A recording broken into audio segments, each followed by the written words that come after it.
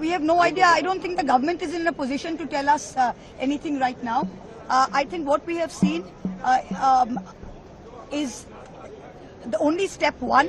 We have seen the resignation of Dharmendra Pradhan, delayed as it were. What is most important now is accountability from the Home Ministry. You cannot have, in the largest democracy in the world, children, our children, innocent, vulnerable, peaceful protesters being dragged on the street, projectile action guns, pellet guns, and electric weapons being used on the children, and no accountability. We have seen in Bihar yesterday and in Bengal that full-page ads have been taken out identifying children. In Bengal, over 70 protesters were picked up, and part of this demonstration was very clearly that all FIRs against the protesters have to be withdrawn, and most important, who is responsible for the brutality?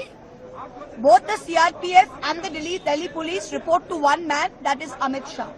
So either Amit Shah gave the orders, in which case he must answer, and B, if he is the minister and he didn't give the orders, then also he must answer. We have seen that the CRPF RAF IG, so first woman IG, has herself admitted that excessive use of force and out of protocol systems were taken up on that day. And an investigation has shown over 7 rounds of PAGs were used, pellet guns were used. The Delhi police and the central government has laid siege to every hospital. We are not even being allowed to meet with the injured protesters or talk to the families. Amit Shah has to come and answer for the brutality. That is the only demand of the opposition today. They have to come to answer and be accountable for the brutality. We are not interested in what the government has to say. We are not interested in any deal making, any compromise. This is the most important, that he must answer for the brutality.